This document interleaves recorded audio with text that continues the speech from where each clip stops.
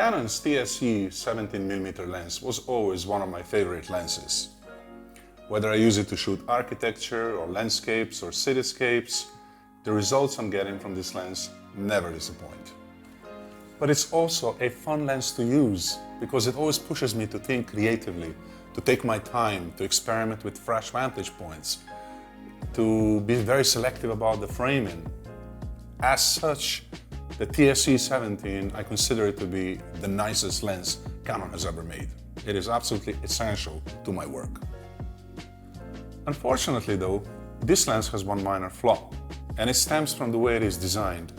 Now if we remove the lens cap, the front element looks like a bulb, and it sticks way past the edge of the lens, and that makes it impossible to mount any kind of filter on it. Here's the thing.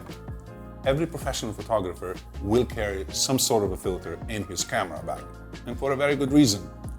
Because neutral density filter, for example, extends the exposure time during the bright daylight, which is not possible any other way. And it is extended exposure time that gives you this beautiful looking seascape, or a very smooth surface of the lake, or a very silky looking waterfall. It is circular polarizer that enables you to punch the colors of all the greenery and darken the sky. It just makes everything look a lot better when you use it. And if you can't, for whatever reason, with your favorite lens, it's obviously very disappointing, which was my case with this beautiful lens, at least until now. Meet the S5 holder system designed especially for Canon TS-E17mm lens, and it is great. Like all NiSi products, the S5 holder system is a high-quality product, that goes without saying. It's made of CNC machined anodized aluminum and certain parts which are made of stainless steel. The system is comprised of two separate elements. The first element here at the bottom is the adapter ring, which takes the circular polarizers, and this is the part that gets mounted directly onto the lens. The second part is the one that takes square filters. In fact, it takes two stacked 150mm filters. The whole system comes supplied in this very nice looking pouch. It has the front pocket, and the front pocket is where the circular polarizer is stowed. And at the back, there's a strap which allows you to mount the pouch onto the tripod leg, so that it doesn't just hang around on the floor or anywhere else where you don't want to step on it. This is very handy when you're on location. How exactly do we mount a filter adapter onto the lens that's not really designed to hold any filters? It turns out it's a lot simpler than you think.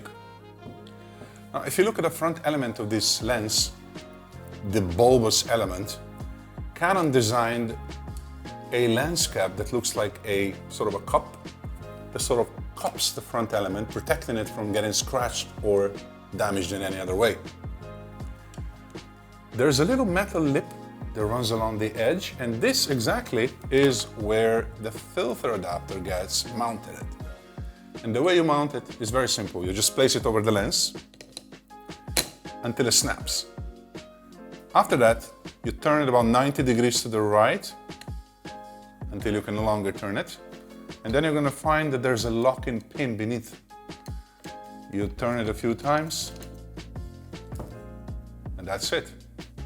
The filter adapter is now safely mounted onto the lens.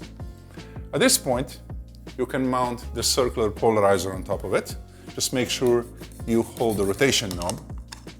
If not, the rotation knob is going to spin while you're trying to screw the filter on. So you hold the knob and turn it.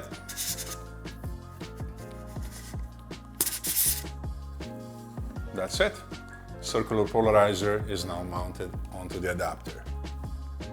So if all you wanted to do was shoot with a circular polarizer, you're now good to go.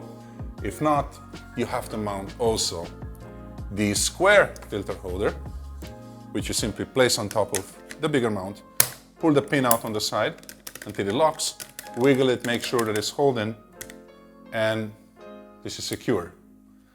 After that, you can use any filter, like a gradient ND, slot it into the thread, push it down, and that's it.